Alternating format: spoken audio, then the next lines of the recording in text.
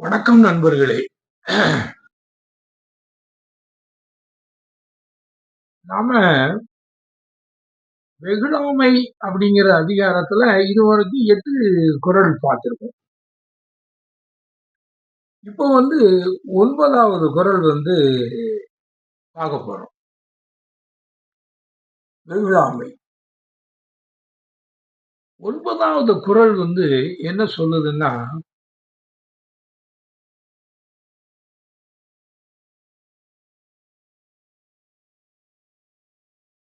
"உள்ளியது எல்லாம் உடன் எய்தும்.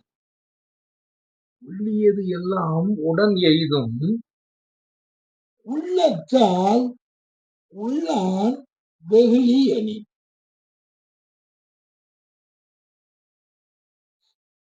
திருவள்ளுவர் சொல்றார்.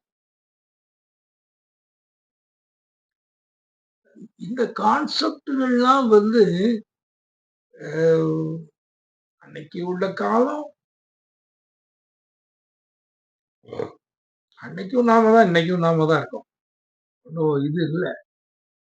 ஆனா, நாம அ நாம ரொம்ப படு மோசமாயிட்டோம்.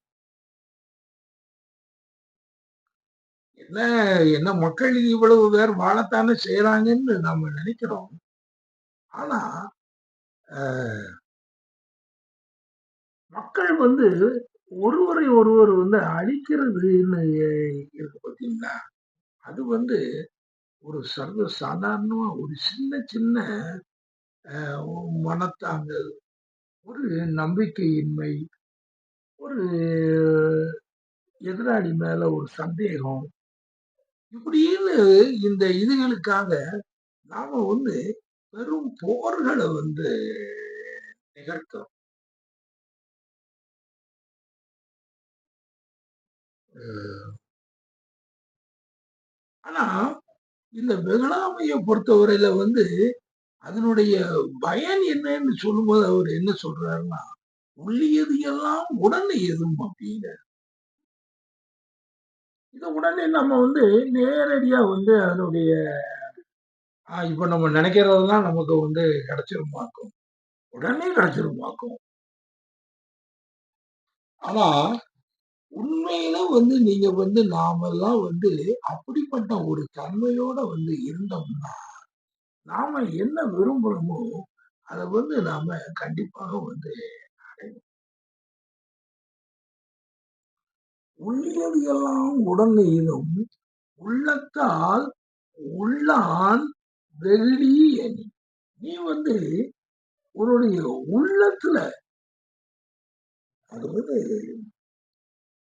ஒருத்தர் மேல அ எப்படிலாமோ அது நேரடியாக அ நம்மள பழித்து பேசக்கூடிய கட்டங்களோ, அல்லது ஒரு தானமாடையாக பேசக்கூடிய கட்டங்களோ, அல்லது அ ஒரு இடத்துல நமக்கு சில மரியாதைகள் அளிக்கப்படல அப்படிங்கிற ஒரு காரணத்தினாலேயோ, நாம அந்த இந்த ரிசன்ட்மென்ட் அப்படின்னு சொல்லி ஆங்கிலத்துல அது ஒரு கோபம் நம்ம மனசுக்குள்ள வரும்.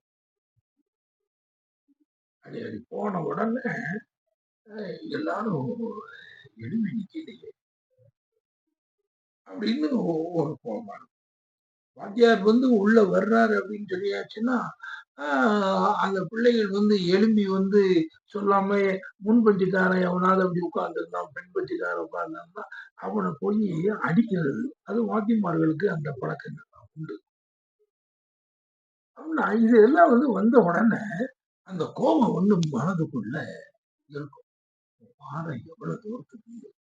அதே மாரிதான் அ ஒருத்தர் நம்ம இப்ப சட்டசபையில தான் நம்ம பேசணும் அப்படின்னு வச்சாச்சுன்னா, அந்த கட்டுப்பாட்ட மீறியோ அல்லது எதிர்க்கட்சிங்கிற முறையிலயோ ஏதாவது ஒரு பழித்து பேசும் பொழுது, அந்த கோபங்கள் அந்த உள்ளத்துல உருவாகும். ஆனா, அப்படியெல்லாம் உருவாகாம நாம வந்து அத பத்தியே கவலையே படாம, எதக் கண்டும் எந்த விதமான கோபத்துக்கும் ஆளாகாம நம்ம இருக்கிறது அப்படிங்கிறது ரொம்ப அதுக்கு நம்முடைய மனத வந்து நாம வந்து பக்குவப்படுத்திக்கணும். சரி. அது வந்து அ ரொம்ப கஷ்டமான ஒரு காரியம். மனிதனுக்கு அந்த தான்ங்கிற அகம் அப்படி முன்னாலலாம் நிக்கும். அதனால வந்து அவனுக்கு எந்த விஷயத்துல, எதுக்காக வீட்ல கணவன் மனைவிக்கு இடையில ஒரு அ ஒரு ஒரு சண்டை. இல்லன்னா வந்து ஒரு கணவன் வந்து கோவத்துல வந்து மனைவிய வந்து அடிக்க முயற்சிக்கிறது. இல்லது மனைவி வந்து கண்டமானிங்க வந்து கணவன மரியாதை இல்லாம பேசுறது. இப்படிலாம் அப்படி வரும்பொழுது, ஒரு மனைவி வந்து அப்படி பேசினாருன்னா, அந்த மனசுக்குள்ள வந்து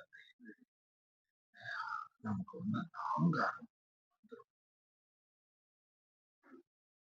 அவன் வந்து இப்படி பேசியிருக்கா, வரட்டும். இவள இதுக்கு ஒரு சந்தர்ப்பம் வராமலா போகும். ஏதாவது ஒரு பாயிண்ட்ல இவள மண்டைக்கு சாத்திர வேண்டியது. அப்படின்னு வந்து ஒரு கணவனுக்கு வரும். அதே மாரி ஒரு மனைவி வந்து அதே மாரி வரும்போது, அவ அந்த மாதிரி அந்த கணவன வந்து திட்டுன்னு திட்டக்கூடிய அந்த இது. அ அதான் இப்படி இப்படி நம்ம ஒருவர் மேல் ஒருவர் வந்து அந்த வெகுளி, இந்த ரிசன்ட்மென்ட்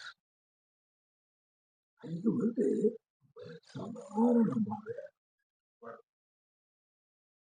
ஆனா, இது எல்லாம் என்ன நடந்தாலும், அத பத்தில நாம வந்து வீட்ல வந்து பிராக்டிஸ் பண்ணாதான் வந்து வெளி உலகத்துல பண்ண முடியும். நாம வந்து ஒழுங்கா வந்து அந்த ஒரு தனிப்பட்ட மனிதன் வந்து அந்த வாழ்க்கைய அதுல வந்து ஒரு எதுக்காக சொல்றாரு தெரியுமா? இது வந்து ஒரு தனி மனிதன் மட்டும் அவன் வந்து இத பின்பற்றுறதுங்கிறதுன்னு இல்ல. ஒரு தனி மனிதன் பின்பற்றும்போது, இந்த உலகமே வந்து பின்பற்றும். இப்போ வந்து திடீர்னு வந்துகிட்டு இவ அ ட்ரம்ப் வந்து அவர் பாட்டுக்கு அவர் ஜோலிய தான பார்க்கணும். அமெரிக்கா மேல எந்த படையெடுப்பும் கிடையாது. நீங்க எதுக்கு வந்துகிட்டு அ ஈரான்ல போய் நீங்க வந்து பெரிய B2 பாம்பர் வச்சு நீங்க வந்து கொண்டு போட்டு அப்படியே ஒரு வல்லூர் வந்து வானத்துல அப்படியே மிதந்து நிக்கும். அந்த மாரி இந்த B2 பாம்ப வந்து அப்படியே நிக்கி. அது ஒரு அ எத்தனையோ 1000 கோடிகள். ஒரு பிளேன். அதனுடைய குண்டுகள் வந்து மோஸ்ட் பவர்ஃபுல். அது தாங்கி செல்லக்கூடிய குண்டுகள். இதையெல்லாம் நாம கண்டுபிடிச்சு நாம செய்து வச்சிருக்கோம். அது வந்து ஒரு சின்ன கோவத்துல தான் வெளிப்படும். ஆனா மனதுக்குள்ள வச்சிருக்கிற அந்த கோவத்துல தான் சின்ன விஷயங்கள்னு சொல்லக்கூடியது, பெரிய விஷயங்கள் எல்லாத்துக்குமே அதுதான் அடிப்படை. வந்துகிட்டு அவருக்கு வந்து என்ன அப்படின்னு சொல்லியாச்சுன்னா, அவங்க வந்து அ ஈரான்காரங்க வந்து எதுவும் நியூக்ளியர் இது வந்து அவங்க குண்டுகளை செய்யறதுக்காக அதற்கு வந்து ஒரு ஃபேக்டரி எல்லாம் வச்சு, அதுக்கு வந்து ஒரு தொழிற்சாலைகள் எல்லாம் வச்சு, அந்த யுரேனியத்த வந்து அவங்க வந்து சேகரிச்சு, அதுக்கு ஒரு அவங்க குண்டு தயார் பண்றதுக்கு அவங்க ஏற்பாடு பண்ணிட்டு இருக்காங்க. அப்படின்னு ஒண்ணு. யாரும் வெரிஃபை பண்ணல. வெரிஃபை பண்ணக்கூடிய ஐஏஇஏ கூட வந்துகிட்டு அவங்ககிட்ட குண்டுலாம் ஒண்ணும் எதுவுமே கிடையாது. அந்த மாரிலாம் அவங்களும் சொல்றாங்க. ஆனா, அமெரிக்காவுக்கு அது ஒரு கோவம். நம்மள மாரி தான். நாம ஒருவருக்கு ஒருவர் கோவப்படுறோம். அவங்க வந்து நாட்டுக்கு நாடு கோவப்படுறாங்க. ஆக எல்லாமே ஒரே அடிப்படையில. அதுல வந்துகிட்டு இந்த அ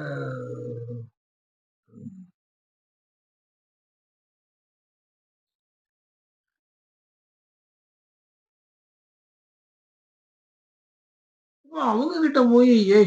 நீ என்னப்பா நீ இந்த மாரிலாம் வந்து அ இப்படி பண்றீங்க." அவங்க எங்களுடைய நாட்டுக்காக, எங்களுடைய மக்கள பாதுகாக்கிறதுக்காக இப்படின்னு சொல்லி, ஒரு மனிதன் கிட்ட வந்து தோன்றக்கூடிய அந்த சென்டிமென்ட், அந்த வெகுளி, இது வந்து உலகத்துல அ ஒரு மனிதன் கிட்ட தான் வருது. இந்த ஒரு மனிதன் சாதாரண மனிதனா இருக்கான். அந்த ஒரு மனிதன் மோஸ்ட் பவர்ஃபுல் ஒரு நாட்டுக்கு தலைவனா இருக்கான். ஆக எனக்கு வர்ற அந்த கோபம் அவனுக்கும் வருது. இது வரும்பொழுது எல்லாமே எல்லாமே சாதாரணமாகத்தான். எல்லாமே நார்மல். எல்லா மனிதர்களும் அவரவர் செய்கைக்கு அது நார்மலாகத்தான் ஆயிரும். இன்னைக்கு கூட ஒரு ஒரு சினிமா விமர்சனம் வந்து பார்த்தேன்.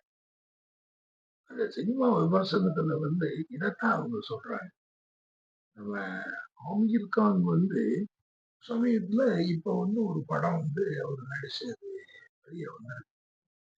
அது வந்து ஒரு 10 மனநலம் குன்றியவர்கள்.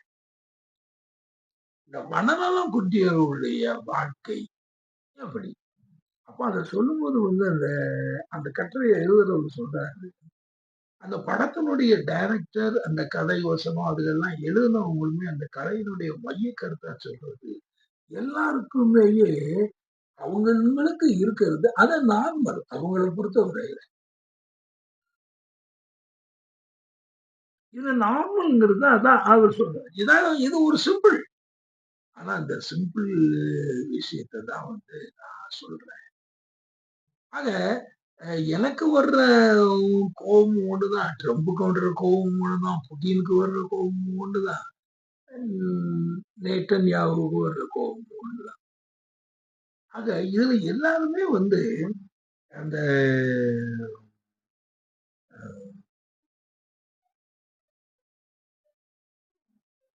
எல்லாரும் வந்து அது தெரியும். "உள்ளியது எல்லாம் உடல் எய்தும் உள்ளத்தான் உள்ளான்." நீங்க வந்து நார்மலா இருக்கக்கூடிய ஒரு விஷயத்த வந்து நீங்க வந்து அத வந்து அ கோவத்துக்கு உரியதா அது நார்மல்னு உங்களுக்கு தெரியாது. எல்லா மனிதர்களும் அவங்கவங்களுக்கு உள்ள அந்த லெவல்ல தான் அவங்க செய்வாங்கங்கிறது. நீ வந்து ஒரு நாட்டுக்கு ஒரு பிரதிநிதியா இருக்கிறதால, அதை எப்படி அவன் செய்யலாம்? நீ வந்து வீட்டுக்கு வந்து ஒரு கணவனா இருக்கிறதுனால, என் மனைவி எப்படி செய்யலாம்? நீ வந்து ஒரு பள்ளிக்கூடத்துல வந்து ஆசிரியரா இருக்காங்க. என்னுடைய மாணாக்கர்கள் அதை எப்படி செய்யலாம்?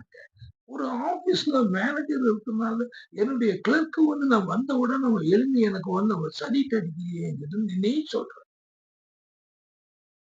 ஆக இது இந்த உள்ளத்துல வந்து இதுல நாம எந்த ஒரு இதுக்கும் உள்ளத்தான் உள்ளான் வெகுளியேனும் உள்ளத்தான் உள்ளான் வெகுளியேனும்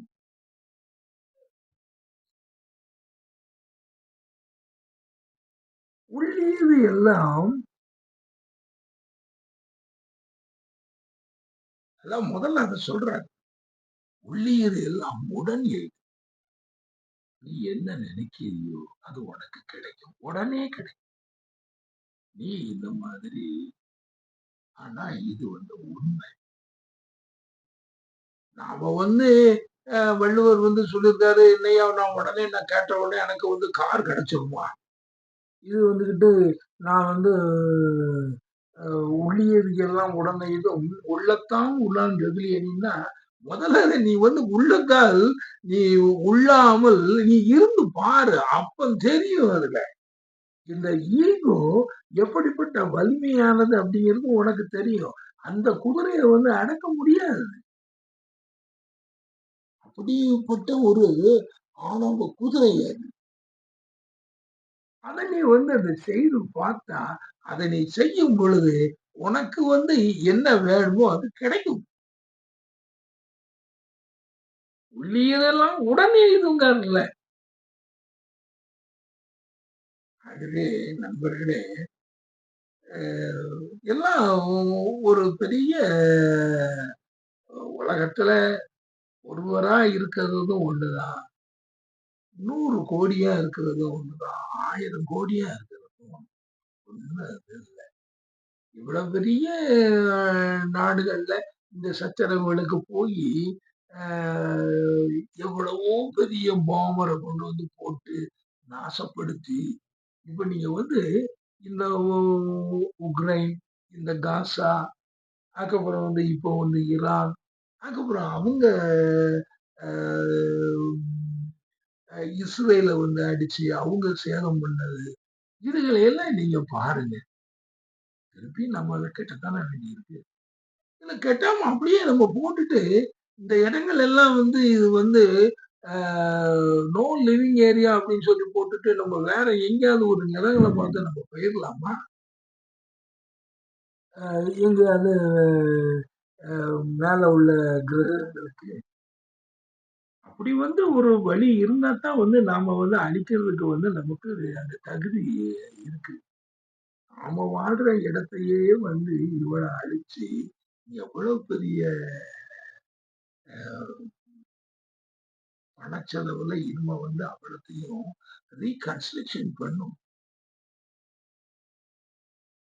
அப்போ இதுல வந்து நீங்க பார்க்கும்போது, இதுல யாருக்கு என்ன வேணுமோ நீங்க அத நெனச்சத நீங்க அடைய முடியும். அமெரிக்காவுக்கு நீ வந்து இது வந்து வேணும்னு நினைக்கிறியா? உனக்கு கிடைக்கும். நேட்டன்யாவுக்கு வந்து உனக்கு என்ன வேணும்னு நினைக்கிறியோ அது கிடைக்கும். நீ வந்து இத முதல்ல வந்து உன்னுடைய ஆணவத்தை வந்து வந்து உள்ளத்தான் உள்ளான் வெகுளி அது வந்து செய்யும் பொழுது எல்லாமே இந்த உலகத்துல எல்லாம் நம்ம நினைச்சது கிடைக்கும். ஆனா இதுகளெல்லாம் சிம்பிள்னு சொல்றோம். சிம்பிள் தாங்க ரொம்ப கஷ்டம். எது எது சிம்பிளோ அது எது கஷ்டம்.